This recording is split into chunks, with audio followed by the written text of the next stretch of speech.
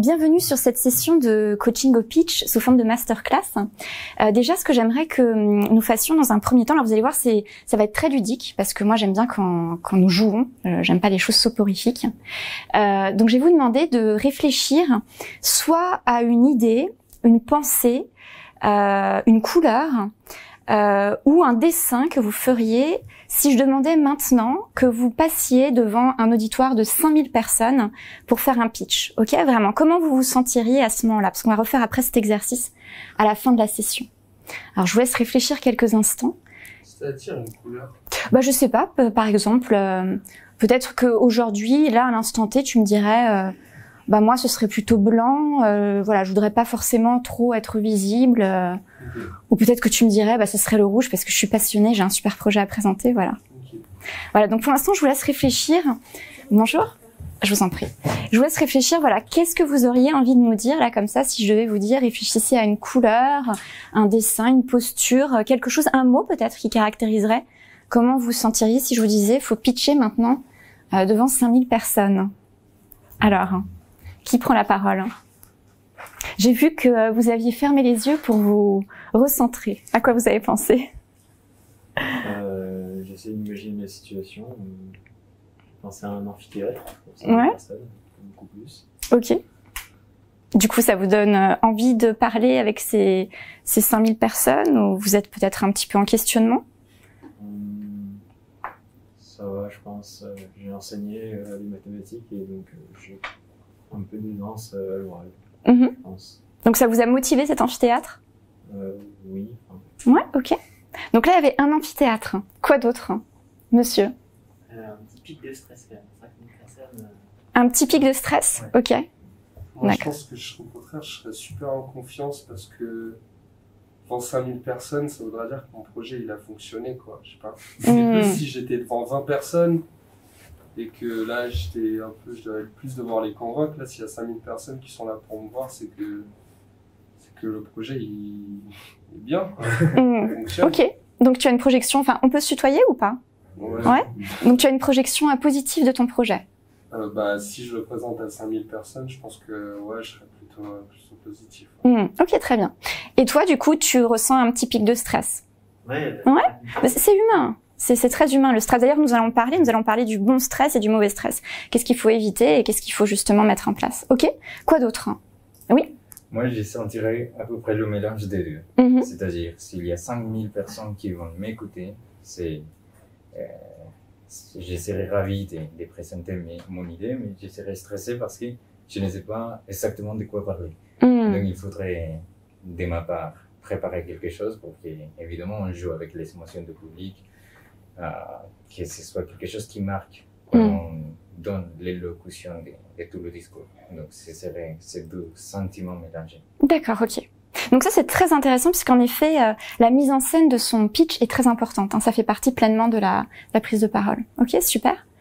Une autre personne qui aurait envie de nous partager justement comment elle se sentirait, qu'est-ce qu'elle ressentirait, comment elle se verrait? Mademoiselle? Moi, c'est pareil, je pense, beaucoup de stress. Faut que je sois vraiment bien préparée à l'avance, sinon c'est que du stress positif, je pense. D'accord, ok. Important, le stress positif. Ok. Alors, la bonne nouvelle, c'est que en fait, nous sommes les pires juges de nous-mêmes, en fait. Il y a personne qui nous juge pire que nous-mêmes. Et la très bonne nouvelle, c'est que, je dirais, 97% des gens sont bienveillants. Donc quand vous allez pitcher devant un auditoire, vous avez la majorité des gens qui sont bienveillants. Avant que nous parlions justement du charisme dans le pitch, je voudrais que nous nettoyions un petit peu la charge que nous pouvons avoir sur la manipulation. Parce que c'est vrai que la manipulation, c'est pas très confort et c'est pas ce que nous avons envie de présenter lorsque nous avons un beau projet à présenter. Alors, du coup, c'est quelque chose qu'on va traiter très rapidement. C'est pas forcément très intéressant d'ailleurs. C'est quoi pour vous la manipulation? Ce serait quoi un pitch qui serait manipulateur ou un discours qui serait manipulateur? Je trouve que c'est intéressant, ce serait jouer avec les émotions des gens, mais pour les amener pour les mettre de notre côté, ou pour les amener un endroit que nous voulons en fait. On ne prend pas vraiment en considération la neutralité finalement de l'environnement. On veut vraiment à tout prix, quoi qu'il arrive, les emmener à cet endroit-là que nous voulons. Et on va tout faire pour. S'il faut qu'on joue avec leurs émotions, s'il faut qu'on les manipule, chaud, froid, give and take et tout. C'est très intéressant. C'est une définition assez exhaustive de la pratique de manipulation et communication, tout à fait. Ok, donc ce serait finalement pour ma pomme. Oui. Hein? Ok, d'accord. Moi, quand tu parles de manipuler un public, je pense tout de suite à la propagande et à jouer sur les émotions, mais plutôt la peur, la colère.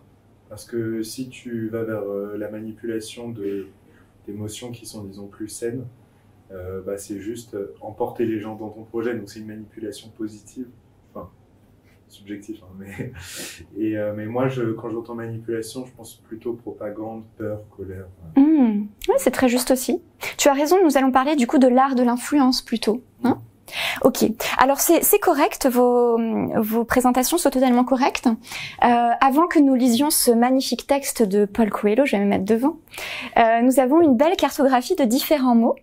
Et je vais vous proposer de me dire quels sont les mots que vous voyez dans l'art de l'influence et quels sont les mots que vous voyez dans la manipulation. Alors. Moi, intimider, c'est l'influence. Intimider, ce serait influence? Ouais, bien sûr. Mais ce serait positif, l'intimidation? Non, c'est manipulation. Ouais, intimider, c'est pas une super pratique, l'intimidation. Ah ouais, mais pour moi, intimider quelqu'un, justement, c'est... En fait, ça se rapproche énormément du charisme. Pour moi, manipuler, justement, c'est réfléchir à toutes les paroles que tu vas dire pour arriver à ton but, qui n'est pas dans le même but que ton audience. Alors que pour moi, intimider, c'est quelque chose qui est naturel chez toi. D'accord. Mais attention, nous ne parlons pas des relations amoureuses, hein.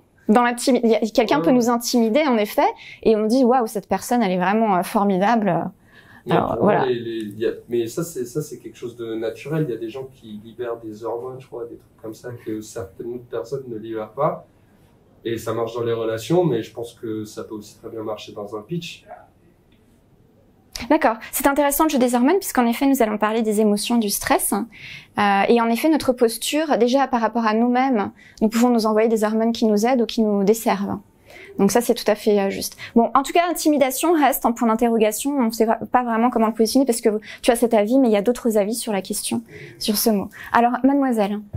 Non, je voulais rebondir, parce que c'est intéressant. Quand il parlait d'intimider, je pense qu'il parlait de l'aura, en fait, qu'on peut dégager.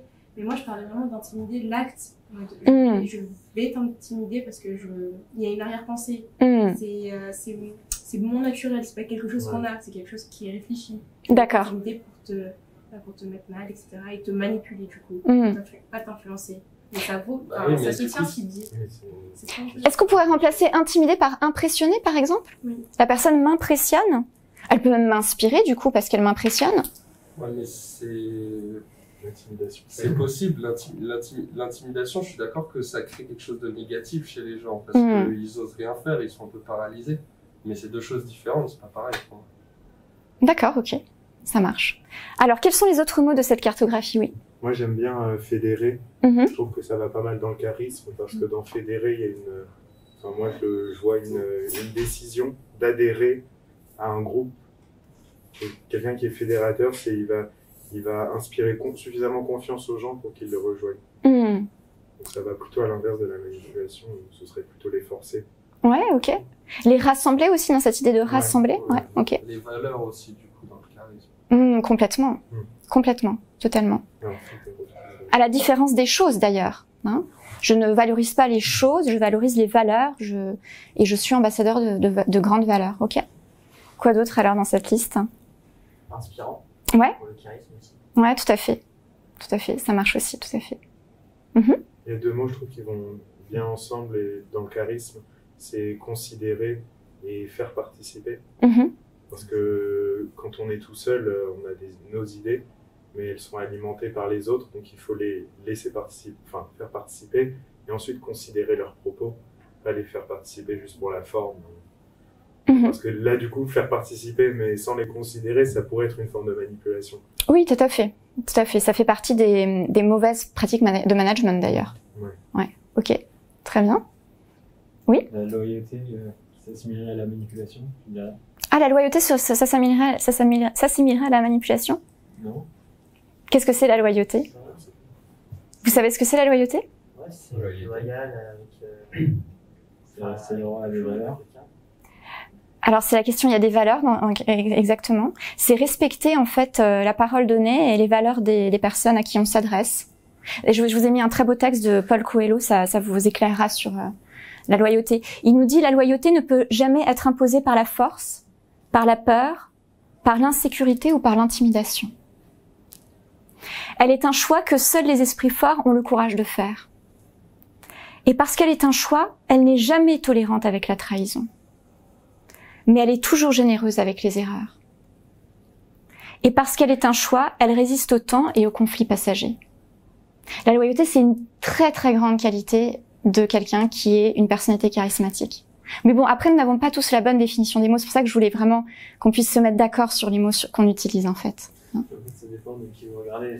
C'est l'orateur qui a beaucoup de loyauté ou si c'est le public qui en a. Parce que du coup, si c'est le public qui est loyal, il faut pouvoir utiliser ses valeurs pour pouvoir le guider un peu. C'est intéressant ce que tu dis. Le public résonne en miroir à l'orateur. C'est-à-dire qu'en fonction de l'orateur, le public va résonner en miroir. La communication, c'est un miroir en fait. Tu vois ? Si une personne arrive et elle est condescendante, imaginons j'arrive et je vous dis bon, alors on va s'entraîner sur le pitch, hein ? Donc vous avez quel âge, dis donc, hein ? Bon. Allez, on y va. Je suis condescendante et du coup, je vais raisonner avec vous d'une manière condescendante et vous allez me renvoyer cette condescendance. Vous voyez ? Vous allez forcément me renvoyer ça en miroir parce que la communication, c'est un jeu de miroir. Donc, si l'orateur est loyal, le public devrait être loyal puisqu'on a vu que 97% des gens étaient vraiment bien. Ok, regardons les autres mots alors. Qu'est-ce que vous pensez, par exemple, du mot tolérance? De quel côté serait-il? Du charisme, tout à fait. Ok. Et qu'est-ce que vous pensez de créer la confusion? Ça, c'est de la manipulation. Vous l'avez dit tout à l'heure, faire du chaud et du froid, prendre, reprendre, donner, etc. Hein? Tout à fait. Donc en fait, il y a des mots vraiment qui sont forts. Et qu'est-ce que vous pensez de dramatiser ou d'hystérie?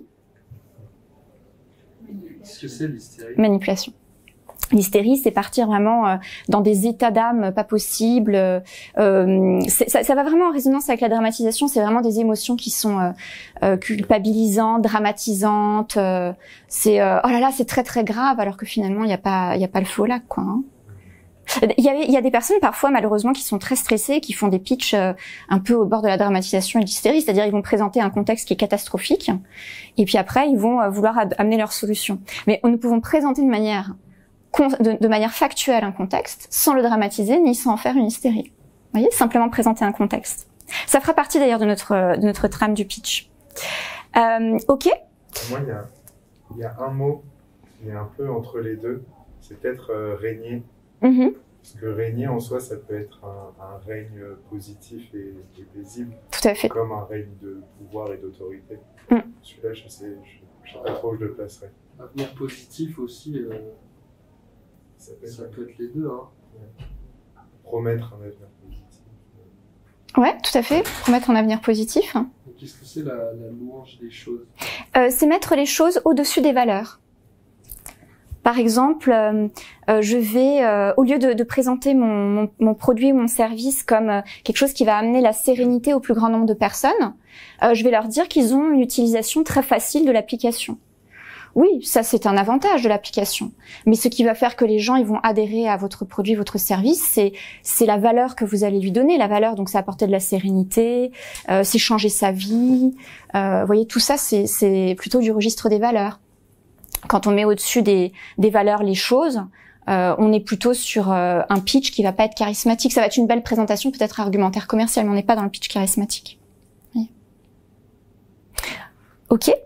Donc voilà, donc on a deux registres qui se croisent. Alors pour revenir sur régner, oui, si on parle de peut-être de certaines organisations politiques, ça peut marcher. Mais dans le cadre du pitch, nous ne devons pas être dans une posture pour régner, puisque nous ne sommes pas dans une posture descendante. Nous sommes dans une posture je donne et je suis en transverse. En fait, vous êtes le capitaine du bateau le temps de la communication. Donc vous êtes vraiment dans une posture transversale. Il n'y a pas de posture de supériorité. Voilà, nous sommes vraiment dans une posture transversale. Alors tout cela, ça va correspondre en fait à ce qu'on va appeler l'échelle des émotions. C'est quoi pour vous une émotion ?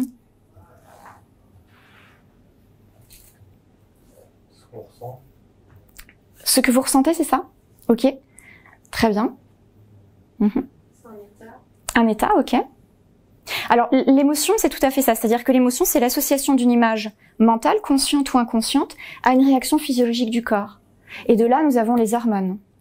Tout à l'heure, vous me parliez de stress. En fait, c'est un changement physiologique dans l'organisme. Donc, quand nous faisons une présentation, l'idéal...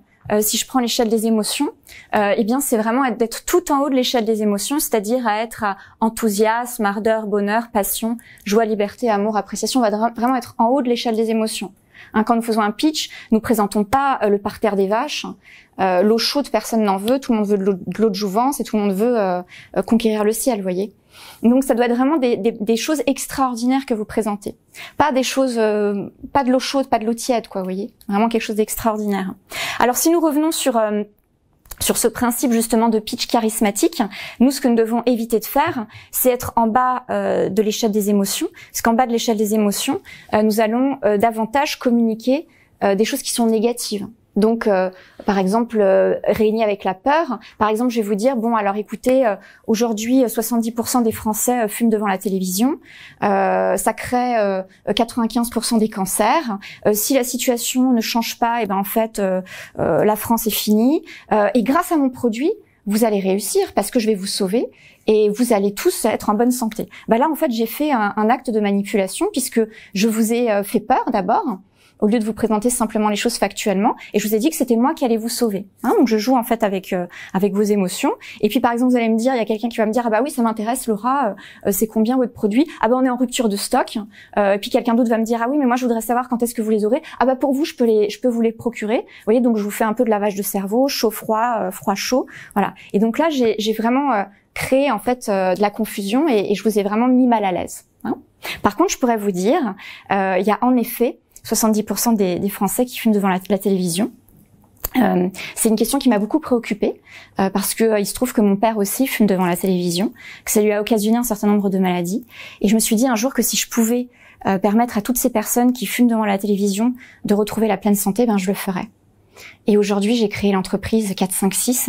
Et 456, en fait, c'est une entreprise qui va nous permettre de changer la situation.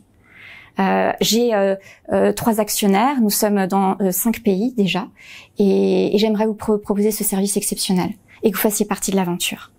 Voyez, et là c'est charismatique. Voyez, j'ai de la bonne manipulation, de la très bonne manipulation aussi, quoi. Je crois vraiment que c'est important de distinguer les deux. Voyez, parce que sinon on va être dans la confusion.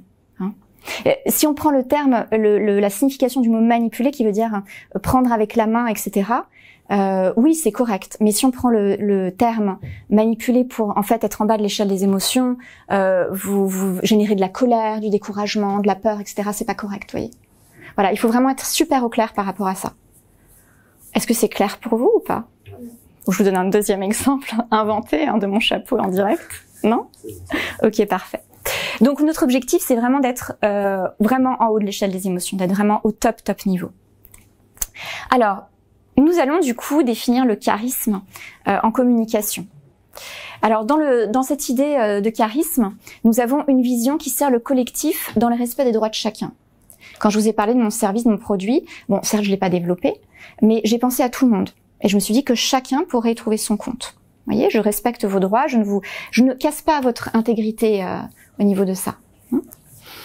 Qu'elle transforme en acte et en résultat, je vous ai parlé en effet du fait que j'avais des actionnaires et que j'étais diffusée dans des pays. Je vous ai parlé de ça, donc je sais pas juste de la belle parole parce que sinon ça s'appelle être un beau parleur. C'est quelque chose qui est ancré avec des actes et des résultats. Ok ? Et puis, l'idée, c'est d'arriver à un avenir positif, heureux pour l'humanité, où chacun pourra trouver son épanouissement. Donc, comme je vous ai dit, nous ne vendons pas de l'eau chaude, de l'eau tiède, nous vendons de la fontaine de jouvence. Donc, nous devons être dans l'idée d'un avenir positif. Il faut que ça soit grand. Voilà. Personne n'est intéressé pour déplacer des parpaings, tout le monde veut construire des belles maisons. Donc, pour que quelqu'un adhère à votre projet, que ce soit un actionnaire, un partenaire ou qui que ce soit, il faut vraiment que ça soit grand, que nous construisions ensemble une maison. Et puis, bien sûr, dans l'idée de ce message, les personnalités charismatiques pensent en priorité à un bonheur partagé, elles sont visionnaires pour un avenir positif. Alors, j'aimerais que vous me disiez justement, on va faire un petit listing comme ça, des gens que vous avez trouvés charismatiques, que ce soit dans l'histoire, mais vous pouvez me parler aussi de votre voisin, enfin moi je ne connais pas toutes les personnes que vous fréquentez, mais quelles sont les personnes que vous trouvez charismatiques ?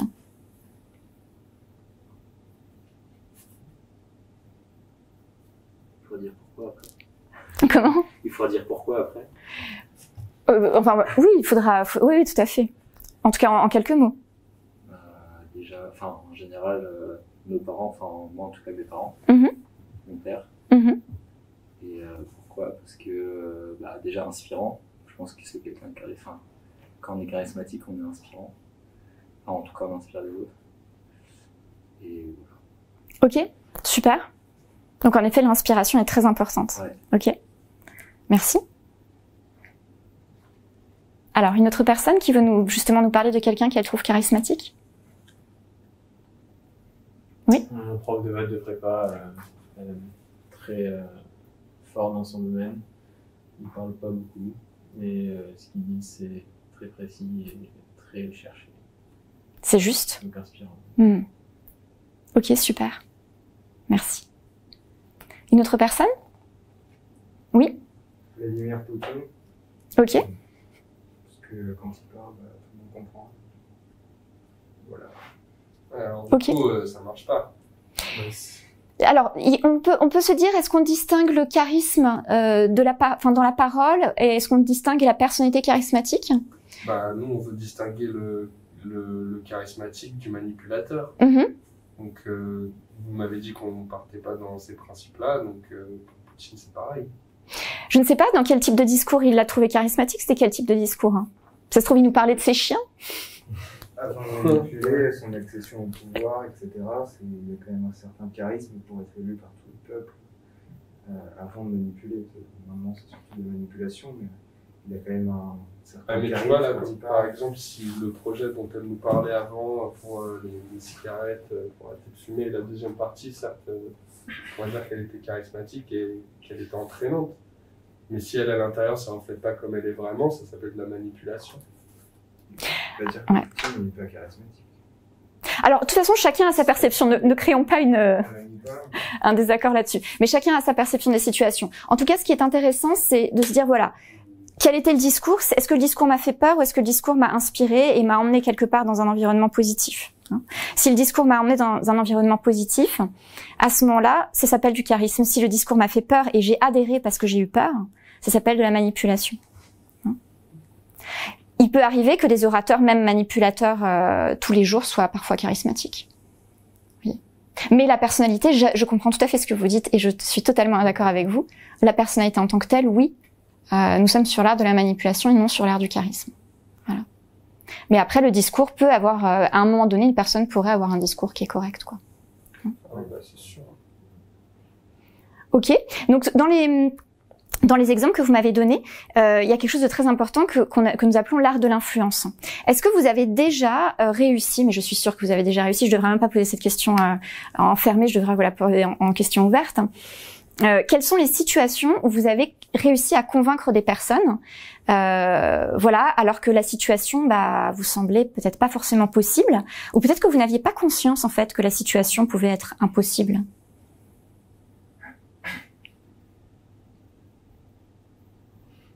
Je peux me lancer et donner un exemple, sauf si tu as un exemple. Ouais. D'accord. Au bac, à l'oral, je faisais LV2 italien, et je pensais que mes compétences étaient assez approximatives, et ça s'est super bien passé. Et je pensais que ce serait beaucoup plus difficile de faire une bonne performance. Il n'y avait qu'une personne en face, mais forcément là pour nous évaluer, donc une certaine pression. Et au final, une fois que j'étais lancé, j'ai réussi à convaincre dans une autre langue. Ok, génial. Qui, a priori, était difficile. Bah, bravo. Merci. Bravo. Ok. Non, non, ne vous dévalorisez pas. D'accord, très bien. Un autre exemple.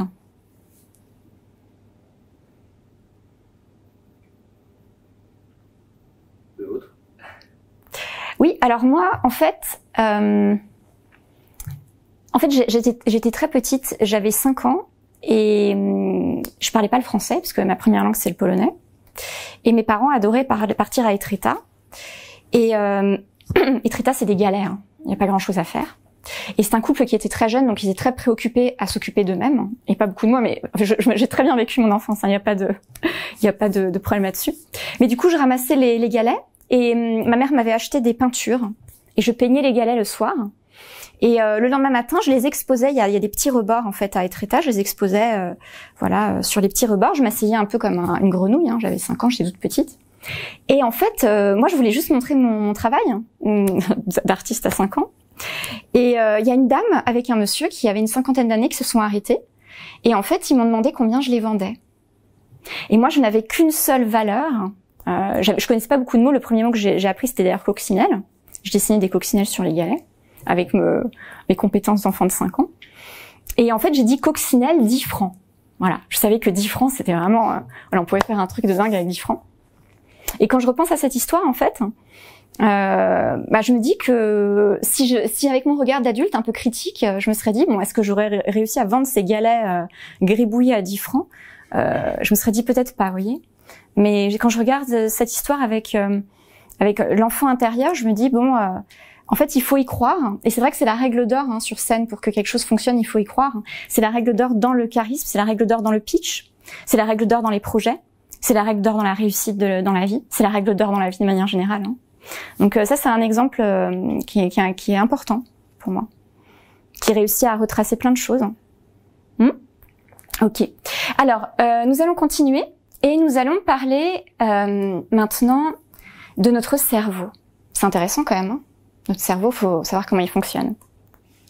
Alors, en fait, il y a 3 parties dans le cerveau principales. Hein, bien sûr, le cerveau est beaucoup plus complexe que ça. Pour nous permettre justement de savoir ce qui se passe. Donc, nous avons dans un premier temps le cerveau reptilien. Et à l'époque de l'homme de Cro-Magnon, nous avions qu'un seul cerveau, c'était le cerveau reptilien. Hein, ce cerveau, il nous servait à la défense du territoire, au réflexe premier. Aujourd'hui, logiquement, il devrait être plutôt sur la gestion du métabolisme. D'ailleurs, la prise de parole, le pitch, c'est de l'énergie. Il faut être reposé, il faut avoir bien mangé, il faut être hydraté. D'ailleurs, je vais tout de suite m'hydrater moi aussi. Voilà, tous ces éléments-là sont essentiels. Il faut de l'activité physique. Il faut du plaisir, comme ça le reptilien, il n'est pas sur la défense du territoire, il a son quota pour décompresser, et tout va bien. Alors pour le reptilien, nous allons parler du body language. Le langage du corps est très important. Parce qu'en fait, nous avons gardé cette mémoire archaïque, et dans la communication, très rapidement, nous percevons la communication, le body language de l'autre. C'est un processus qui est quasiment inconscient. Voyez, et ça correspond vraiment à ce réflexe-là. Et c'est pour ça que dans la communication, le body language, c'est ce qui a le plus gros impact.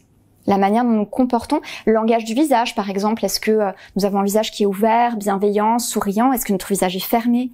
Dans notre gestuelle, est-ce que nous avons une gestuelle qui est en ouverture, en rondeur, ou est-ce qu'elle est fermée, saccadée? Notre posture également, est-ce que nous sommes dans une posture ouverte ou dans une posture fermée? Et ensuite, je vous parlerai justement du jeu des hormones qui s'opère aussi à ce moment-là. Donc ça, c'est vraiment un élément fondamental.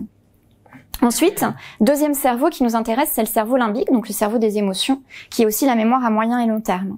C'est ce qui explique aussi que dans certaines situations, eh bien, nous pouvons être restimulés par du positif comme par du négatif. Par exemple, imaginons le pitch, c'est un cauchemar pour moi.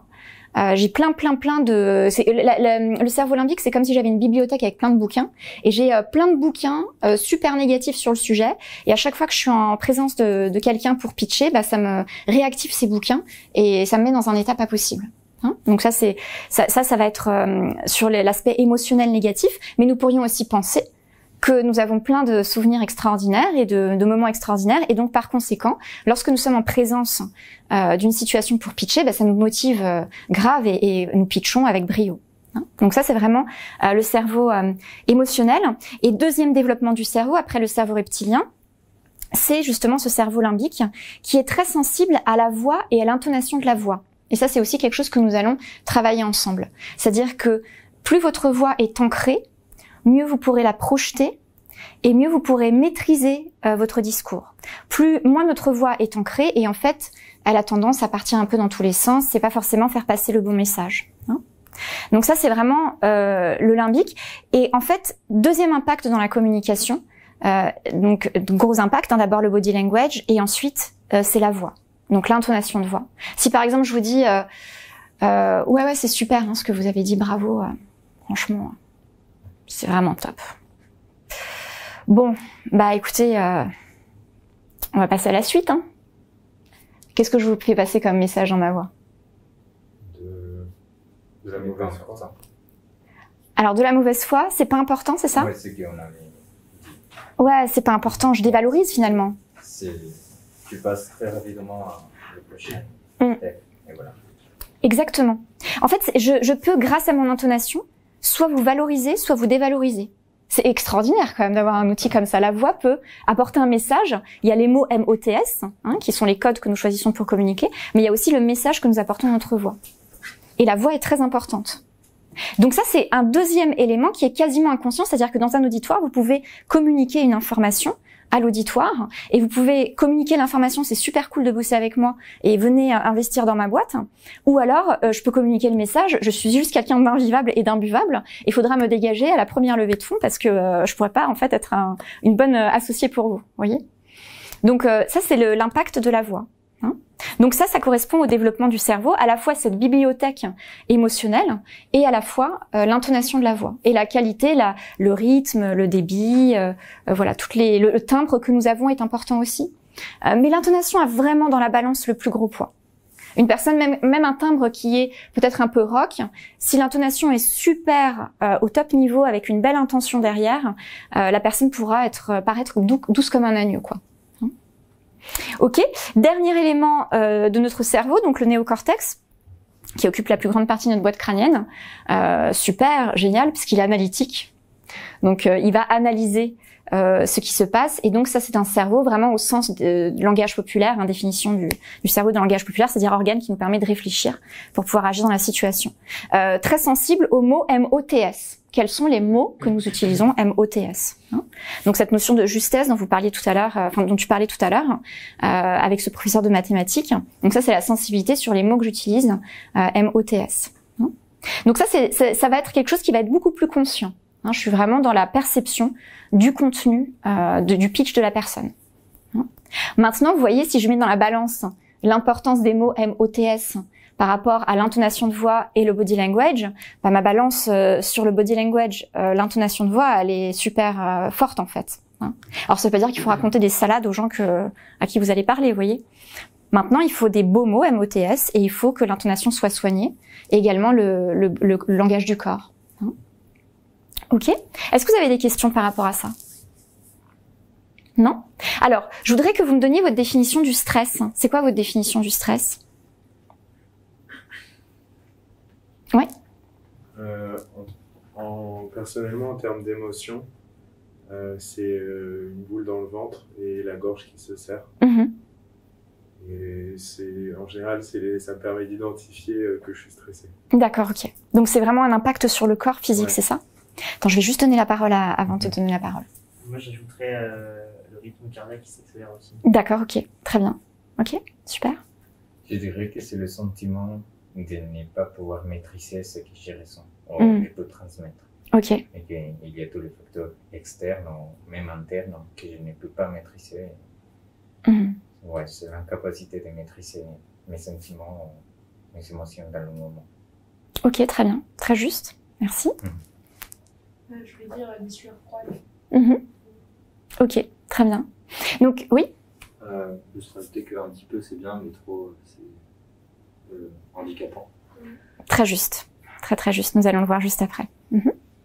Ok, donc dans ce que vous m'avez dit, vous m'avez parlé à la fois de sentiments, d'impressions que vous pouvez avoir, et également de sensations physiques. Alors si je prends la définition juridique du stress, donc là on est vraiment sur le stress négatif, on est sur le risque psychosocial. Donc c'est la sensation que on me demande de faire ça et moi je peux fournir que ça. Donc je suis complètement écrasée, submergée par la situation. Ok ? Mais ce qui est génial, c'est que dans cette définition qui est juridique, nous parlons de perception. Donc dans l'idée du stress, c'est toujours une question de perception de la situation. Alors, dans ce que vous m'avez dit, il y a plein de choses qui sont tout à fait correctes. Je dirais même tout est correct. En fait, déjà, la première chose qu'il faut nous dire, c'est que l'être humain est la seule personne, le seul être sur Terre, capable de se déclencher un stress en phase d'alarme, juste par ses pensées. C'est-à-dire que simplement, le fait de penser une situation comme étant terrible et dramatique, nous déclenche une situation de stress en phase d'alarme. Donc la phase d'alarme, pour vous donner un exemple, c'est je suis dans la forêt au Canada, je mange une tartine de miel, et derrière moi, il y a un grizzly qui est en train de baver sur la tartine de miel. C'est ça le stress en phase d'alarme. C'est-à-dire c'est le stress où je dois me barrer en fait. Si je reste, c'est la cata. C'est un stress qui répond à un stimuli en fait, c'est ça ? Exactement, tout à fait. Ouais. C'est-à-dire qu'on est vraiment dans une situation mais dramatique, il y a un réflexe même reptilien de fuite, c'est-à-dire que vraiment, voilà, je dois me barrer et voilà, c'est tout de suite. C'est-à-dire que à ce moment-là, l'information dans le cerveau ne prend pas du tout le circuit analytique. Elle va prendre ce qu'on appelle le circuit de l'amygdale, on pourrait même parler le circuit émotionnel.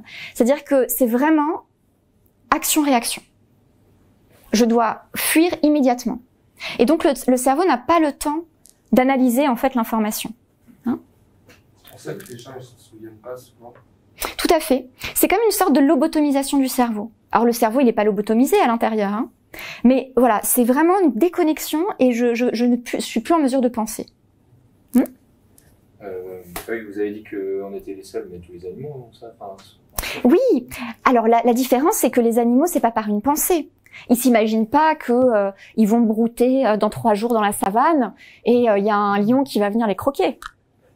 Ah, c'est l'anticipation qui est... Oui, c'est le scénario, tout à fait. Par exemple, la gazelle est en train de brouter. Alors, je suis pas spécialiste des animaux, vous m'excuserez. Je sais pas, elle mange, on va dire. Et par exemple, Laura froisse un papier. Elle va pas se dire, tiens, Laura est en train de froisser un papier. Je peux me décontracter et continuer à manger ce que j'ai à manger. Non, elle va se mettre en phase d'alarme, elle va se barrer. La différence avec l'être humain, alors bien entendu, moi je ne pense pas du tout que nous sommes des animaux, mais chacun sa conception des choses. Mais la différence au niveau du circuit, c'est que, en fait, nous allons conscientiser. Nous avons la capacité à conscientiser notre réponse au stress, qui est une différence vraiment fondamentale. C'est-à-dire que vous avez la possibilité de vous dire, en fait, quand il y a le stimulus ou les différents stimuli que vous avez la possibilité de vous dire, bah non, en fait, moi, je veux vivre la situation différemment. C'est possible de le faire. Puisque tout part de notre pensée et notre cerveau, c'est notre siège de commande. Donc je peux tout à fait changer la donne. Je peux tout à fait changer ma perception de la situation. Puisque ce que nous avons vu qui définit le stress négatif, c'est la perception que vous avez de la situation. Vous voyez ? Donc si vous changez votre perception de la situation, ça change la réponse physiologique derrière. Alors si je regarde ce schéma avec les différents niveaux de stress et les niveaux de performance, tout à l'heure quelqu'un m'a parlé de quantité de stress. C'est-à-dire qu'à un moment donné, il m'a dit, voilà, il y a même si c'est du bon stress, à un moment donné, c'est plus du bon stress. C'est tout à fait juste. Parce que sur l'échelle du temps, même si j'ai du bon stress, eh bien, en fait, au bout d'un moment, eh bien, je vais basculer dans le mauvais stress. Vous voyez, parce que là, nous sommes vraiment sur la zone de réalisation qui est optimale. C'est le stress optimal ici. Donc, dans le stress optimal, j'ai de la satisfaction, je suis dans la performance, la créativité, la progression, la confiance, l'initiative. Mais il faut que j'ai un moment de décompression. Si j'ai la pédale collée au plancher sur l'accélérateur toute la journée, tous les jours, et à aucun moment je décompresse, ben en fait, même si c'est du bon stress, je bascule dans le mauvais stress. Donc, avant, si c'est le Club Med, bah il se passe rien.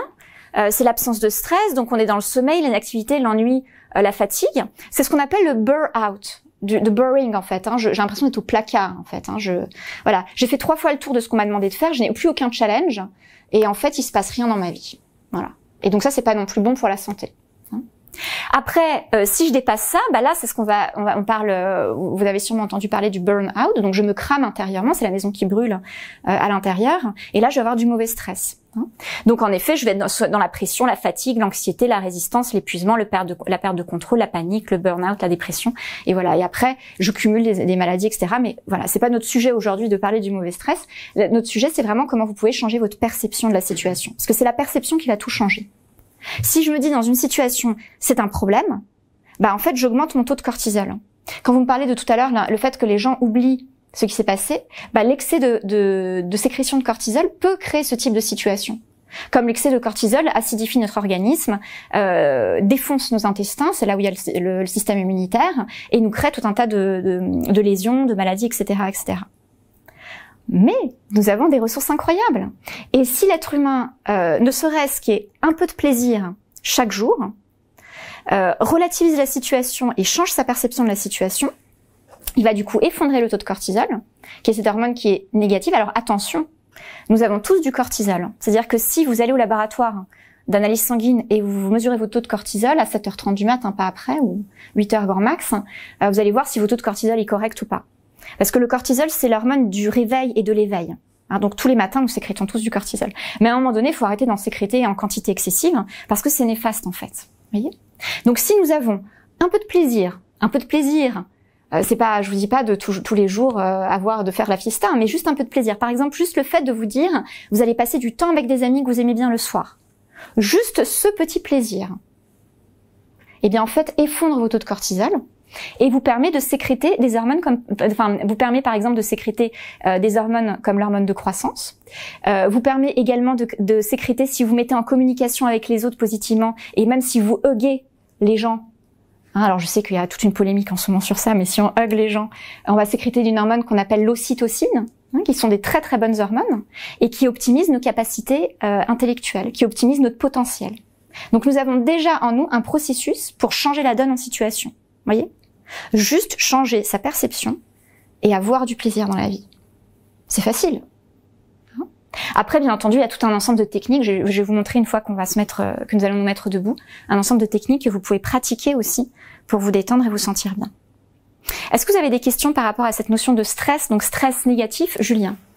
Oui, alors j'ai une question par rapport au stress. Est-ce qu'on a aujourd'hui fait des études sur le lien entre l'alimentation et le stress? Est-ce qu'il y a une corrélation entre ce qu'on peut manger ou ingurgiter, ou boire, et le stress? Alors tout à fait. Alors les études, je les connais pas toutes.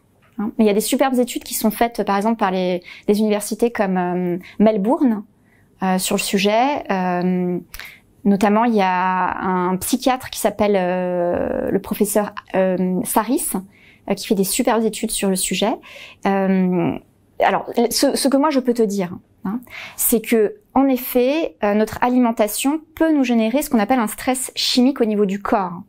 Parce qu'il y a le stress, je pense des choses et derrière ça modifie ma physiologie. Mais par exemple, si je prends des médicaments, mon organisme peut être en situation de stress par des molécules que je prends, etc. Si je mange des choses qui sont très néfastes pour mon organisme, ça peut aussi me générer un phénomène de stress donc un stress chimique au niveau de mon organisme. Tout à fait. Et comme les intestins sont extrêmement importants, parce que les intestins, c'est vraiment notre système immunitaire, c'est notre santé physique, c'est le fonctionnement de l'ensemble de notre organisme. Donc ce que nous ingurgitons a un impact sur nos émotions également. Oui, on parle d'ailleurs de l'estomac comme le deuxième cerveau. Tout à fait. Tout à fait. Ok, merci. Est-ce qu'il y a d'autres questions? Oui. Là, vous expliquez la courbe sur quelque chose de assez sur le long terme. Moi, je la voyais pas mal que sur le court terme, cette courbe-là. Enfin, par exemple, j'ai un rendez-vous ou quoi que ce soit. Parce que c'est quand même bien d'avoir de l'absence de stress en continu. Là, on voit dans l'absence de stress, c'est écrit ennui, fatigue, etc. Moi, je suis pas trop d'accord. Enfin, je suis d'accord si c'est pour quelque chose pour un événement, mais sur le long terme, c'est quand même pas mal de se rendormir le soir sans être sur la zone de stimulation. Ah, mais c'est clair. De stress. Tout à fait. Il y a des récentes études qui ont prouvé, donc des récentes études scientifiques dont je n'ai pas, j'aurais dû me venir avec toutes les références, mais qui ont prouvé que l'ennui est nécessaire en fait. Nous devons avoir des moments où nous méditons en fait sur la vie. Alors pas méditer forcément avec des chants, etc., mais nous relaxer et avoir en fait un phénomène de relaxation tel que nous pouvons nous sentir voilà, parfois dans l'ennui ou parfois dans le côté un peu voilà, je voyage sur un nuage quoi. C'est tout à fait juste et tu as totalement raison en fait sur tout ce que tu dis. C'est-à-dire que cette courbe telle qu'elle est présentée ici, elle est sur cette notion du temps. Elle peut aussi être prise sur une notion tout à fait ponctuelle, puisque le stress avait été découvert par Hans Selye, qui était un endocrinologue américain d'origine autrichienne. Donc endocrinologue, c'est quelqu'un qui travaille sur les hormones. Et en fait, il a appelé ça à l'époque syndrome général d'adaptation. Et après, il se dit, on va pas traduire ça dans les langues, toutes les langues, ça va être invivable.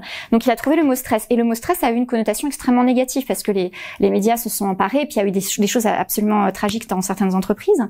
Mais à la base, on est vraiment sur cette courbe, c'est-à-dire que le syndrome général d'adaptation, qu'est-ce que c'est? C'est, j'ai un stimulus, donc j'ai l'information que dans mon environnement, je vais devoir changer ma physiologie. Par exemple, on peut parler d'un stress positif. Si je vous dis, on va faire un jogging tous ensemble. OK? Personne va pouvoir faire le jogging tel qu'il est assis là sur sa chaise, et moi aussi d'ailleurs. On va devoir changer notre physiologie. Donc on a un stimulus, une information que notre corps va devoir changer sa physiologie. On va commencer à s'échauffer, on va avoir le cœur qui bat un peu plus vite, etc. Et après, on va faire le sport, on va avoir le stress positif, et après on va avoir un phénomène de décompression. Donc c'est valable en fait aussi de manière ponctuelle. C'est stimulus, action, décompression. Donc information que je vais devoir changer ma physiologie. Ensuite réaction. Une autre fois, oui c'est vrai, merci. Ensuite réaction au niveau du corps, donc changement physiologique. Et ensuite décompression et tout va bien Madame la Marquise quoi. Donc tout à fait. Ça marche aussi de manière ponctuelle. Ok. Est-ce qu'il y a d'autres questions par rapport à ça? Non? Alors, nous allons continuer donc dans cette perspective. Donc, je vais vous parler maintenant de ce qui est voix et body language. Donc, en effet, c'est une histoire qui est extrêmement ancienne, comme vous avez pu le voir par rapport à notre cerveau.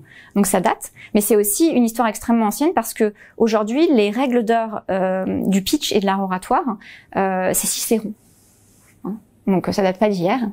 Voilà. Et donc, nous allons pour cela nous mettre debout pour déjà comprendre comment nous fonctionnons au niveau de notre corps. Alors, je vous invite à vous mettre debout. Voilà, super. Donc vous allez mettre une main sur la cage thoracique et une main sur l'abdomen, donc c'est juste en dessous du nombril. Vous mettez bien les jambes à l'écartement de vos hanches, donc en parallèle, voilà. Et pour l'instant, vous allez simplement fermer les yeux et observer votre respiration. Voilà, vous fermez les yeux et vous observez votre respiration.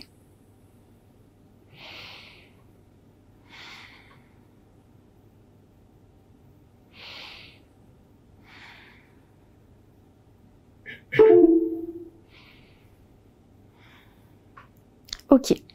Alors, dans l'auditoire, qui respire uniquement par la cage thoracique, c'est-à-dire que voilà, à l'inspiration, la cage thoracique se gonfle, à l'expiration, elle se dégonfle, mais les abdos, enfin l'abdomen ne travaille pas trop. Ok, très bien. Donc ça veut dire que le reste de l'auditoire utilise son abdomen, c'est ça? À l'inspiration, l'abdomen se gonfle et se dégonfle, c'est ça? Ok, très bien. Bon, alors. En effet, pour notre respiration, ce qui est important, c'est notre abdomen. Donc c'est vrai que dans nos sociétés occidentales, nous avons beaucoup de stress. Le premier réflexe que nous avons, c'est faire... mais ça, c'est la cage thoracique principalement, et l'abdomen, voilà, il travaille pas, toute cette partie-là n'est pas trop utilisée. Or, c'est nécessaire parce que en prise de parole, vous devez utiliser cette partie-là. C'est la partie qui va vous permettre de projeter votre voix. Et également, c'est une partie qui va vous permettre de vous relaxer. Donc, grâce à la respiration abdominale, vous pouvez avoir un phénomène de relaxation important. Alors, pour cela, nous allons faire un petit exercice. Donc, ceux qui le font spontanément, tant mieux. Sinon, les autres, ça va vraiment faire l'exercice. Donc, vous allez mettre une main ici, avec un petit écart, voilà. Lorsque je vais inspirer par le nez, vous allez inspirer par le nez, vous allez gonfler votre abdomen. Et l'idée, c'est que la main touche votre abdomen. Et lorsque vous allez expirer, c'est par la bouche. Et donc, l'abdomen doit se vider. En fait, c'est comme un ballon de baudruche, vous voyez, ballon de baudruche. Donc toute cette partie-là, en fait, c'est la première partie où je gonfle. La cage thoracique, c'est la première partie où je gonfle. Et là, c'est le ballon de baudruche pour l'anniversaire, quoi. Voilà. Donc j'inspire, voilà, j'inspire avec le nez et j'expire avec la bouche à fond.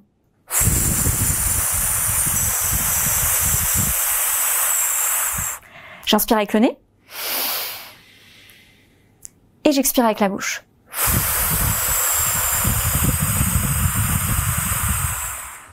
J'inspire avec le nez. Et j'expire avec la bouche. Alors, il y a des personnes, je vais pas les nommer, mais qui font l'inverse. Il faut pas faire l'inverse. D'accord? Donc, c'est pas j'inspire avec le nez et après c'est... Non, c'est vraiment là. Hein. On doit vraiment le gonfler, vous voyez, ça doit vraiment être un beau ballon de baudruche. Alors, on a un tiroir à fermer, on peut pas le fermer autrement qu'en poussant avec le ventre, vous voyez. Donc voilà, on inspire, on inspire. On est vraiment, quand je dis inspirer avec le nez, il faut vraiment que vous poussiez votre abdomen avec l'air. Celui-ci se gonfle et après, à l'expiration, il se dégonfle et même limite, on pourrait rentrer le ventre complètement. Hein, on refait l'exercice. Allez, donc on inspire avec le nez, l'abdomen se gonfle et on expire avec la bouche.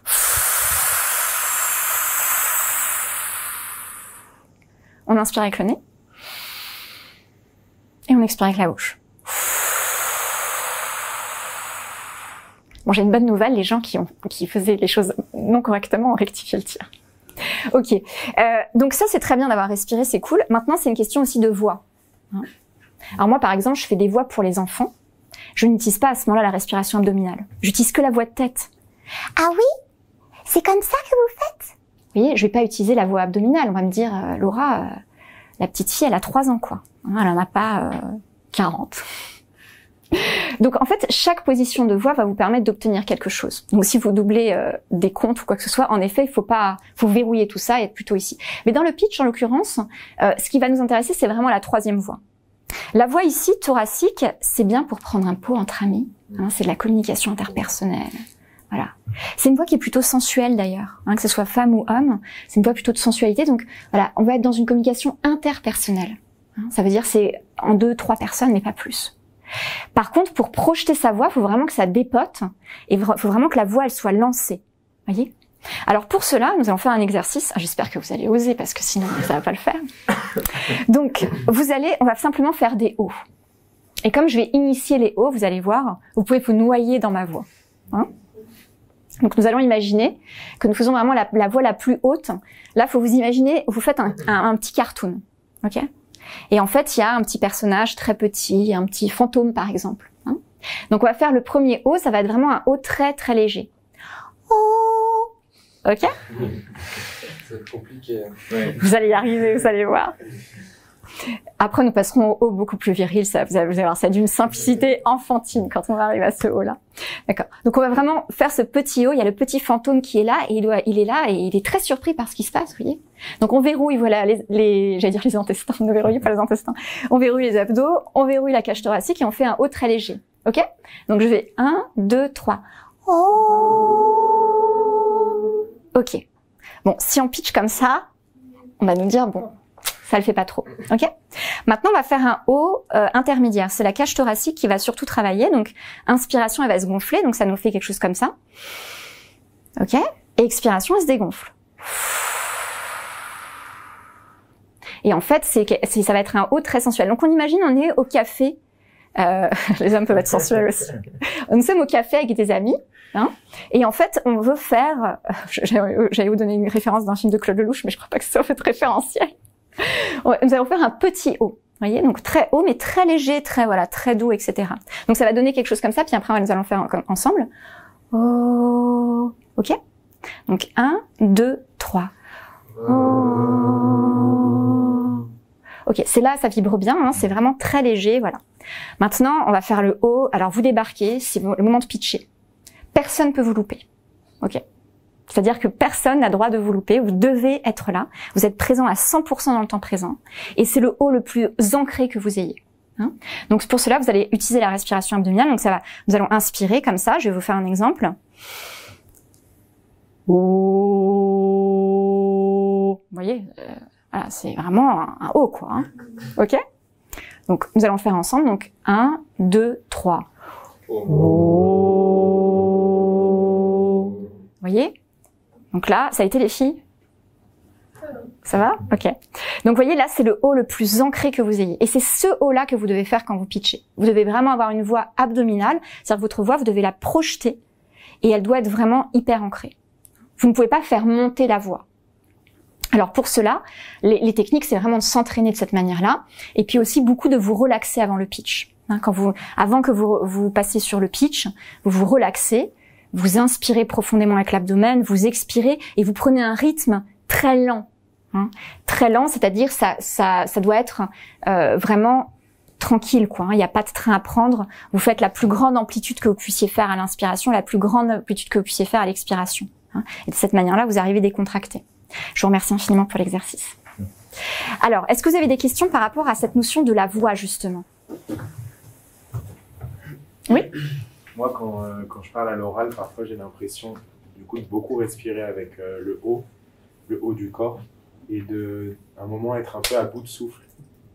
Je parle parce que je pense que je parle trop vite. J'arrive pas à me poser, à respirer.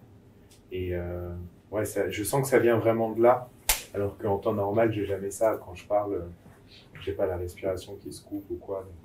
Donc, je sais pas comment faire évoluer ça. Alors, il y a du stress. Oui, c'est sûr d'ailleurs, hein, parce que tu sais, le premier réflexe qui se produit, c'est que nous verrouillons les intestins. Hein, donc nous verrouillons les intestins, donc tout se contracte, la cage thoracique. Donc c'est totalement normal comme réaction. Maintenant, en fait, si tu veux, le corps, c'est pas bim bam bam bam bam en situation de stress, tu vois. Le corps, il a besoin d'entraînement. C'est-à-dire que si tu veux être vraiment à l'aise, super à l'aise, en situation qui peut être stressante, déjà la première chose, c'est de te dire que ton corps, il est nécessaire qu'il change en situation de stress. Tu vois?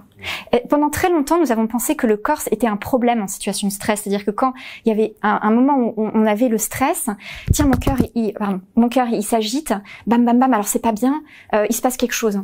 Mais en fait, ton corps, il a besoin de changement pour pouvoir faire face à la situation. Ton corps, c'est ton allié, en fait, à ce moment-là. Tu vois? C'est normal que tu aies un phénomène d'activation du cœur, que tu transpires, voilà. Mais maintenant, il faut que tu changes la donne en perception positive. Donc ça, c'est déjà la première chose, accepter que ton corps est là pour t'aider à agir. Et que de toute façon, combien même tu transpires des mains, personne ne le verra. Tu penses rougir, mais en fait, personne ne voit vraiment ça. Les gens sont plutôt bienveillants, tu vois, même très bienveillants. Donc voilà, 3% de gens malveillants, 97% de gens très bienveillants. Hein, donc voilà, donc ça, c'est déjà la première chose. La deuxième chose, c'est de l'entraînement. C'est-à-dire que moi, ce que je préconise, parce que je suis aussi art thérapeute, hein, et j'ai des gens en patientèle, en fait. Hein, donc moi, j'ai des gens extraordinaires qui viennent pour des problèmes qui sont générés dans l'environnement par des comportements pas forcément cool dans différents contextes. Hein. Je leur préconise de faire de la cohérence cardiaque. Alors là, on va pas forcément pouvoir faire de la cohérence cardiaque parce que notre temps est compté et nous devons vraiment rester sur le pitch. Mais tu vas dans Google ou dans Lilo si tu veux. Et tu mets cohérence cardiaque et tu vas avoir des super vidéos. Je te préconise celle de Catherine Darbord, qui est la meilleure vidéo et qui est préconisée même par des médecins pour des personnes qui ont des phénomènes de stress. Et moi, je dirais, voilà, dans une période où vous avez beaucoup de stimulation pour des examens, des challenges à relever, faites de la cohérence cardiaque 3 fois par jour. Ça dure 5 minutes. Hein, et en 5 minutes, tu peux complètement changer la donne. Parce qu'en fait, qu'est-ce qui se passe dans un phénomène de stress? En fait, lorsque nous ressentons une émotion, nous la ressentons avec notre cœur. Parce que dans le cœur, il y a des neurones. Nous la ressentons avec nos tripes. Et en fait, notre cerveau nous donne un autre message. Dans notre cerveau, il y a des neurones aussi, mais j'apprends ça à personne. Et en fait, notre cerveau nous dit par exemple, non, tu n'as pas le droit de faire ça. Tu es en situation de pitch, tu ne peux pas te mettre à pleurer par exemple, ou à rire, ou à être dans la peur ou dans la colère, parce que tu es en situation de pitch. Et donc en fait, progressivement, notre respiration se désynchronise. C'est-à-dire nous avons un rythme respiratoire en Occident qui est pas du tout correct et sain pour notre santé. Tu vois? Et la cohérence cardiaque, elle va venir refaire communiquer les neurones du cœur et les neurones du cerveau. Parce que c'est un rythme respiratoire qui est notre rythme de base, hein, qui est un rythme sain. Tu vois? Donc ça, c'est quelque chose que je vous invite à faire en situation, par exemple, vous avez beaucoup de challenges à relever, 3 fois par jour, matin, midi et soir, c'est 5 minutes. Et en 5 minutes, vous vous faites mais super du bien, quoi. Hein. Ensuite, autre chose que je vous invite à faire, c'est à renforcer votre sentiment d'efficacité personnelle. Le sentiment d'efficacité personnelle, c'est ce qui contribue à la confiance en soi. Le sentiment d'efficacité personnelle, c'est la certitude que vous avez de réussir, pas forcément immédiatement, mais que vous réussirez à un moment donné. Le sentiment d'efficacité personnelle, c'est vous êtes sûr d'avoir les ressources en vous. Voyez? C'est-à-dire que dans une situation, en fait, j'ai les ressources en moi pour faire face à cette situation. Et donc, par conséquent, je vais réussir. Je ne sais pas si je vais réussir maintenant ou demain, mais je réussirai. Et après, c'est de changer aussi votre manière d'aborder les choses. Donc, au niveau de votre approche de la réussite, moi, j'aime beaucoup des personnes comme Nelson Mandela. Et Nelson Mandela, qu'est-ce qu'il nous a dit? Il nous a dit « Je ne perds jamais, soit je gagne, soit j'apprends ». Et regardez, la citation est juste là. Vous voyez? Donc voilà. Donc, c'est quelle position j'ai par rapport à ma réussite. Vous voyez? C'est-à-dire, c'est aussi changer votre regard par rapport à vous-même et comprendre que vous êtes les seuls à être légitimes pour vous évaluer, en fait. C'est pas les autres qui vous évaluent. Alors bien sûr, on est à l'école, on nous met des notes, etc. Je parle pas de ça. Je parle pas des compétences intellectuelles, techniques, etc. Je parle de la partie émotionnelle. Vous êtes les seules personnes légitimes à vous évaluer. Et personne d'autre n'est légitime pour dire tu es quelqu'un de bien ou pas bien. Vous voyez? Donc ça, c'est aussi à qui nous donnons cette légitimité. Et ne vous comparez pas par rapport aux autres. Comparez-vous par rapport à vous-même. Où est-ce que j'étais hier et où est-ce que je suis aujourd'hui et où est-ce que je veux aller demain. Vous voyez? Donc c'est changer plein de choses en fait sur ça. Et aussi te rappeler que nous sommes les pires juges de nous-mêmes que quiconque puisse l'être. Voilà. Et tout ça, je dirais, c'est vraiment une approche quotidienne. Voilà. C'est vraiment une approche quotidienne. Maintenant, quand ça se produit, c'est accepter l'émotion. Il n'y a rien de pire que d'aller contre l'émotion. Tu vois? Si on va contre l'émotion, on ferme les vannes, on ferme tout. Alors que t'acceptes d'être stressé. Moi, j'accepte d'être stressé aussi, tu vois. Et après, je change ma perception. Je me dis, ok, c'est un challenge. Et après, autre chose, une autre clé du secret, c'est donnez-vous du sens par rapport à ce que vous faites. Vous n'allez pas juste pitcher pour présenter votre entreprise. Vous allez pitcher parce que vous avez une ambition qui est de changer quelque chose. Voyez? Et donc, si tu donnes du sens à ta présentation, ça change complètement ta posture par rapport à la présentation. Tu vois? C'est pas juste délivrer un truc à l'instant T et puis après, c'est bon, on a terminé. C'est apporter quelque chose de différent. Si aujourd'hui, vous avez des projets, c'est que vous vous êtes rendu compte qu'il y a des choses qui devraient être différentes et que vous avez une ambition. Et c'est de ça dont vous devez vous souvenir quand vous pitchez. Pas d'autre chose. Hein? Et puis après, ce qu'il faut faire aussi, c'est d'arrêter de se regarder pédaler. Qu'est-ce qui se passe si on se regarde pédaler? Imaginons, je me regarde pédaler pour aller chercher le pain. Tu tombes. Et ben voilà, je tombe. Donc je ne peux pas faire quelque chose et me regarder en même temps. Vous voyez? Je dois... la prise de parole, c'est du don. Je donne quelque chose à mon auditoire. Vous voyez? C'est pas je me regarde, alors qu'est-ce que j'ai dit, qu'est-ce que j'ai fait, est-ce que je me suis bien positionnée, ah oui mais je voulais pas dire ça, alors je pense à l'erreur. Alors là c'est le circuit, c'est bon, on s'est engagé dans le circuit de la peur, vous voyez. Ah j'ai pas dû dire les choses, j'aurais pas dû dire les choses comme ça, etc. Hein? Ce que vous ne pouvez pas changer, c'est le passé. Vous pouvez changer juste le futur. Donc le passé, ce que vous avez fait à l'instant, c'est pas grave. On peut changer le présent. Et nous pouvons changer le présent. Tu as totalement raison, parce que la vie se situe dans le temps présent. Oui. Et c'est là où il faut être. Ouais, tout à fait. Tu as totalement raison. Comment? Ça dépend pas aussi trop de nous, le futur. Non? Ah, je pense que vous sous-estimez votre impact sur le futur. D'ailleurs, je pense que vous devriez plus prendre conscience de votre impact sur le futur. Mais bon, là, nous rentrerons dans un débat philosophique. Ok, du coup, ça répond à ta question? Ouais. Ouais? Génial. Donc voilà, c'est vraiment une hygiène émotionnelle à pratiquer au quotidien. Voilà. Donc, prendre soin de soi, se challenger positivement, avoir un regard de bienveillance envers soi. Voilà, tous ces éléments-là. Et puis après, autre chose, c'est vous dire aussi que les merveilleuses personnes que vous pouvez admirer et qui sont inspirantes sont vraiment, pour la plupart du temps, des gens qui sont humbles. Et que donc, du coup, les personnes qui pourraient vous juger, c'est pas ça. C'est pas terrible.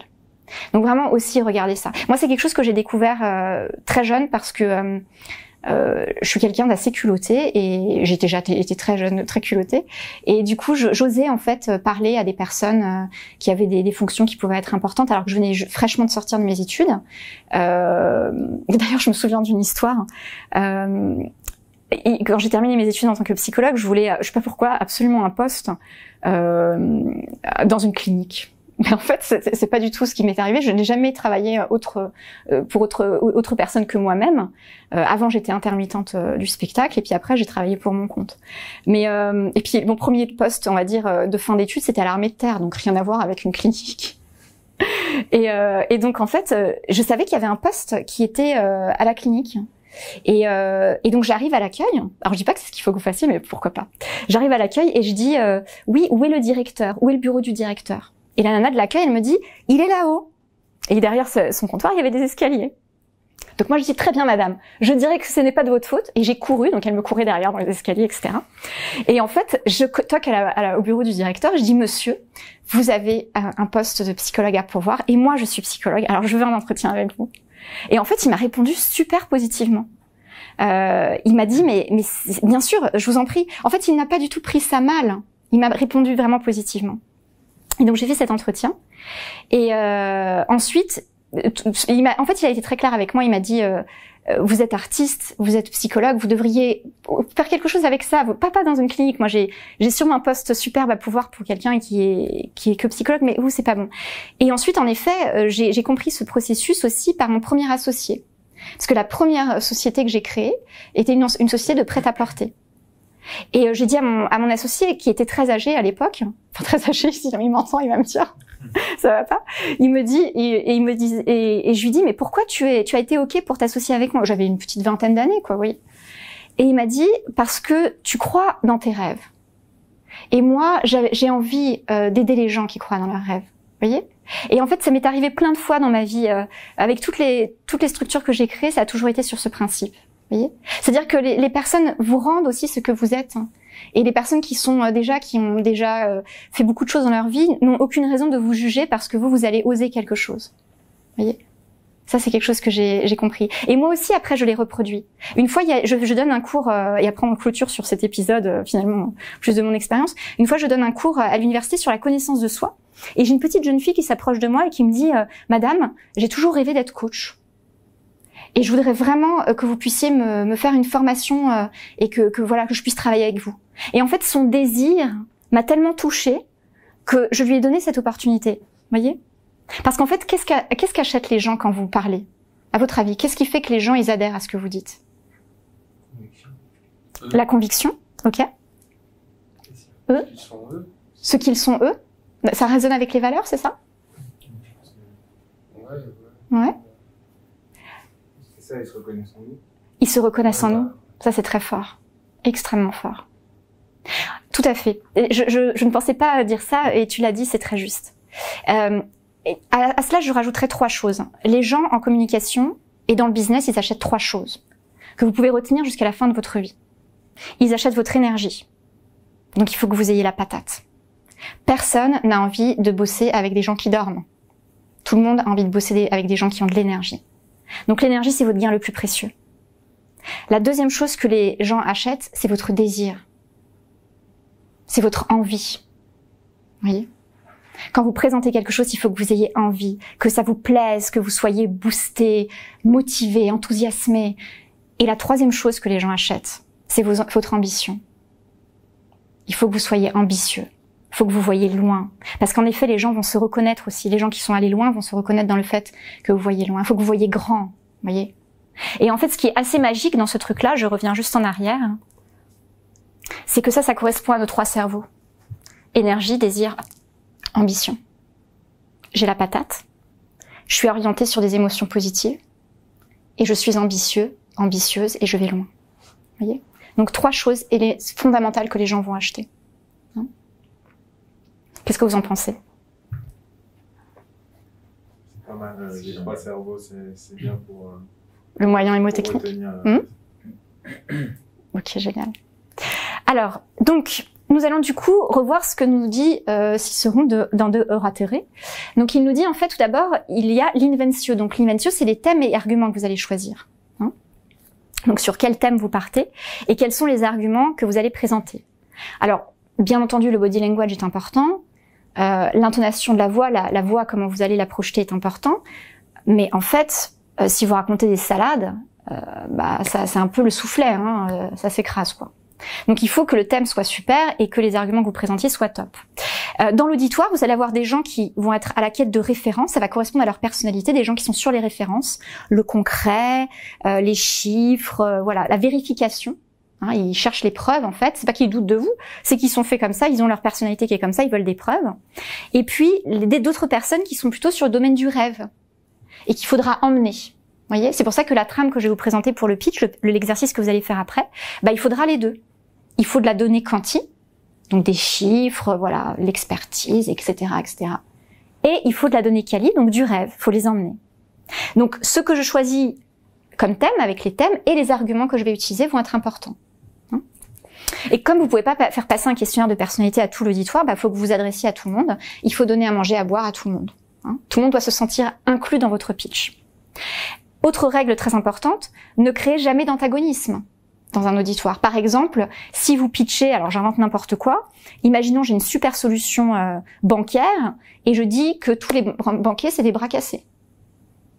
Voilà. Alors là j'ai terminé parce qu'il suffit que celui qui est intéressé pour investir dans ma société, son conjoint soit un banquier et c'est terminé. Donc je ne crée jamais d'antagonisme quand je fais un pitch. Un pitch n'est pas là pour parler de vos opinions sur un sujet, il est là pour parler d'une ambition que vous avez. Donc ça c'est très important aussi. Soit dit en passant, j'adore mon banquier, je le précise. Voilà. Le disposition. Donc le disposition, c'est l'agencement. Et je vais vous donner une trame, en effet, avec un certain agencement que vous pouvez utiliser. Donc quel agencement vous allez utiliser? En effet, introduire le pitch d'une certaine manière et le clôturer d'une certaine manière. Ensuite, nous avons l'élocution. Et l'élocution, c'est l'articulation. Chaque mot doit exister du début jusqu'à la fin. Chaque phrase doit exister du début jusqu'à la fin. Vous ne pouvez pas manger les mots, pas manger les phrases. Si vous mangez les mots et les phrases, les gens qui sont un peu fatigués, s'ils ont déjà entendu des pitchs, ils vont décrocher. Donc il faut vraiment que ça soit jusqu'au bout. Ensuite, l'action, donc là, ça va être vraiment l'interprétation scénique, donc avec la voix, la gestuelle, les expressions du visage. Et donc ça, c'est également très important. Vous devez, quand vous allez vous projeter pour votre pitch, scénariser comment je vais présenter les choses, où est-ce que je vais me positionner, si j'ai une démo à faire, comment je vais faire la démo, est-ce que je vais faire expérimenter. Vous voyez, tout ça, c'est des éléments qui sont très importants, c'est des éléments qui sont scéniques. Et puis ensuite, dernier élément, la mémoria, donc pour s'ajuster à l'auditoire.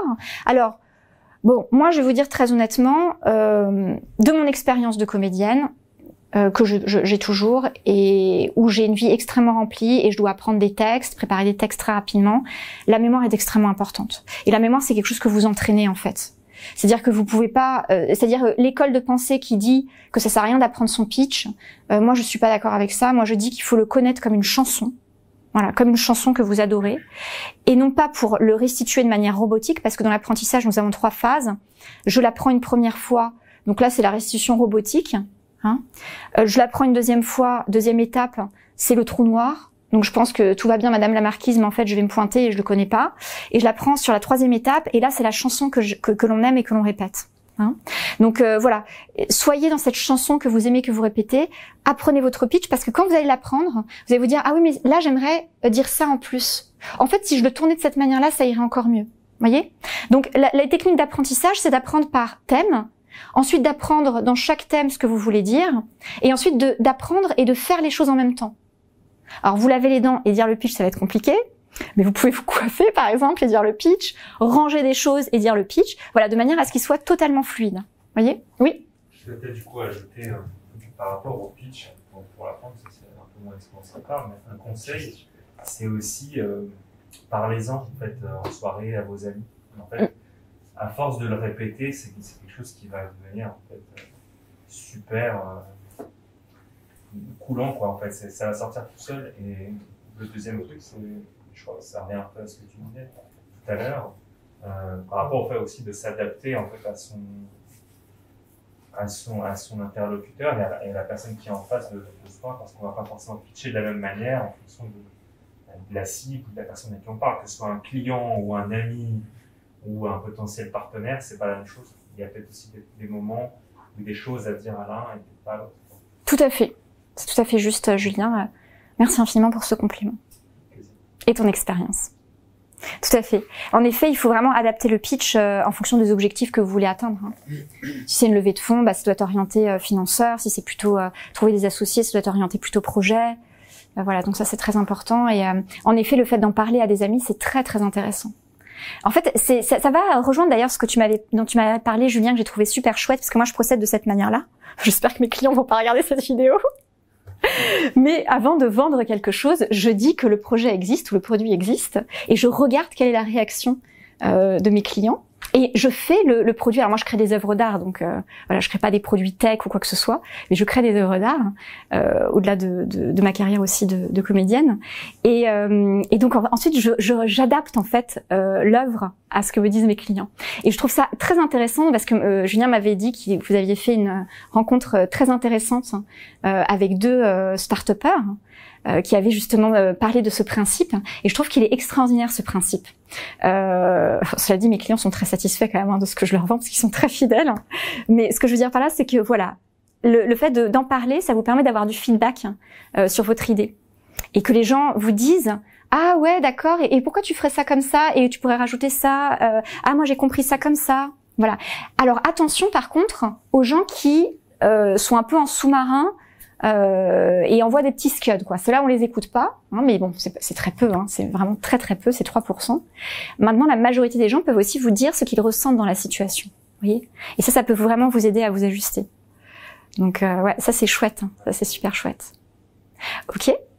Alors justement, puisque nous parlons de ça, nous allons maintenant parler du fait d'être sur scène. Alors c'est ce que je vous ai dit tout à l'heure. J'ai pris cette citation de Mark Twain, elle est attribuée à un certain nombre de personnes. Bon, moi je me suis dit que c'était Mark Twain, peut-être le meilleur auteur de cette citation. Ils ne savaient pas que c'était impossible, alors ils l'ont fait. Et donc ça, c'est vraiment l'idée de se dire, de ne pas se mettre de limites. Ne vous mettez pas de limites quand vous pitchez. Ne vous mettez pas de limites dans vos projets. Par contre, faites des superbes études de marché. Faites vraiment des choses qui sont en béton armé, c'est-à-dire jalonner le terrain, étudier, ayez des références, des expertises, etc. Mais ne vous limitez pas dans votre rêve. Hein, ayez un grand rêve quand même. Alors, chacun va s'exprimer en fonction de sa personnalité. Dans la personnalité, il y a des choses qui vont être, je dirais, impalpables et qui vont, je dirais, donner des messages à l'auditoire. Hein, chacun va communiquer en fonction de qui il est.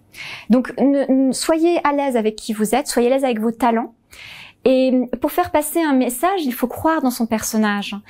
Abandonner ses croyances limitantes, donc tout ce qui vous limite, tout ce qui vous donne l'impression d'avoir moins de valeur, et cela va nous permettre d'extravertir nos talents. Les croyances limitantes, vous savez, c'est toutes les petites phrases, cette radio un petit peu polluante que vous avez ou que nous avons dans certaines situations, que nous avons tous d'ailleurs sur certaines situations, ils disent ah non, oui mais je suis pas encore à la bonne étape, ou je suis pas la bonne personne, ou c'est pas finalement super bien ce que je propose. Vous voyez, ça c'est la radio un peu pourrie. Donc on débranche la fréquence et on se met sur la fréquence des bonnes communications. Hein. Voilà, je suis la bonne personne, c'est le bon moment, je suis au bon endroit au bon moment et ce que je présente c'est la bonne chose à présenter à ce moment-là. Hein, vraiment croire dans votre potentiel.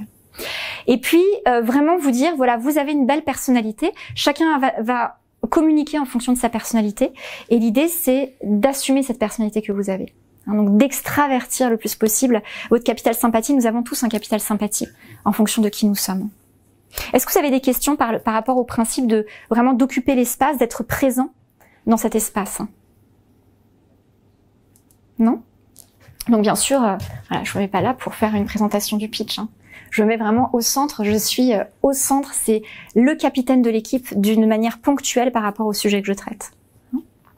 Alors, puisque tout est clair pour vous, nous allons partir sur la partie pitcher. Alors pitcher, qu'est-ce que c'est? C'est storyteller en fait. Hein, je vais storyteller quelque chose. Pitcher, c'est un acte commercial. Alors pas vendeur de tapis, alors qu'il y a des super vendeurs de tapis, hein, mais voilà, pas le commercial qui veut absolument vendre quelque chose, mais le commercial dans le sens de créer des relations de partenariat pour construire quelque chose ensemble. D'ailleurs, c'est ça le vrai commercial. Hein, je crée des relations de partenariat. J'offre quelque chose par rapport à un besoin. J'offre quelque chose par rapport à ce que j'ai pu observer, par rapport à une ambition que j'ai. Vous voyez ? Donc c'est vraiment ça l'idée. Donc pitcher, c'est raconter une histoire incroyable, ouvrir son cœur et avoir confiance dans la bienveillance de l'auditoire. 97% des gens sont des gens bienveillants.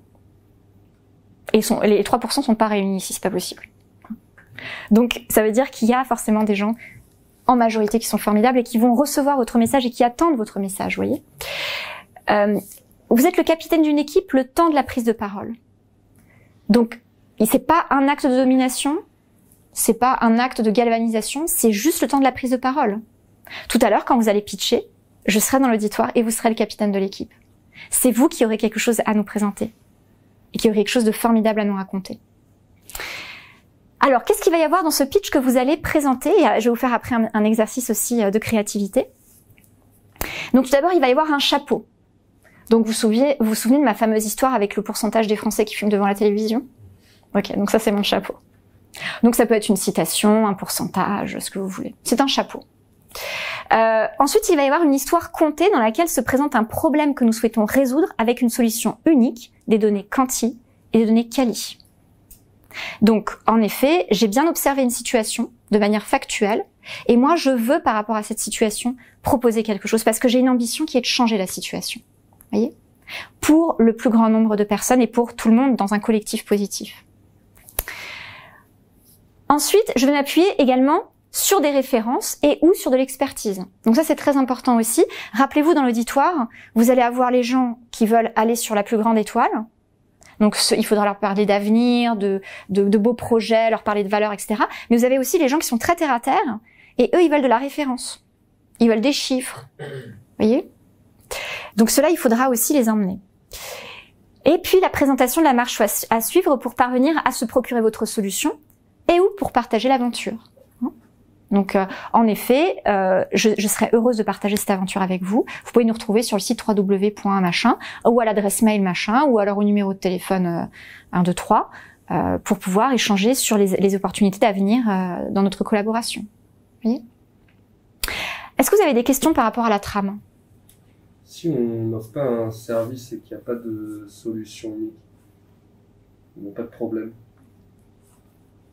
On fait un objet. Quoi comme objet, par exemple? Une œuvre d'art. Ouais, ok. On dit quoi? À partir de l'histoire contée. Par exemple, vous avez constaté que les personnes qui vivaient dans un environnement où il n'y a pas d'œuvre d'art trouvaient leur environnement terne, qu'elles avaient besoin de joie, de gaieté, et donc vous souhaitez apporter cette joie et cette gaieté. Vous souhaitez faire qu'un instant de l'être devienne inoubliable, Milan Kundera pour la poésie.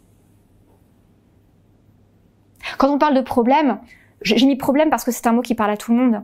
Mais vous avez vu que moi dans ma com, je suis pas dans le truc down, c'est horrible la vie, etc. C'est vraiment partir d'un constat de quelque chose qui est pas optimum et que nous avons envie de rendre optimum. Voilà, c'est ça l'idée. Vous voyez ? Donc en effet, une œuvre d'art, elle apporte un moment exceptionnel aux personnes. Une œuvre d'art, c'est l'essentiel. Je fais un petit clin d'œil. L'essentiel, l'œuvre d'art. C'est l'être humain, il a besoin d'émotions, il a besoin de voyager, il a besoin de positivité. L'être humain est un être de joie.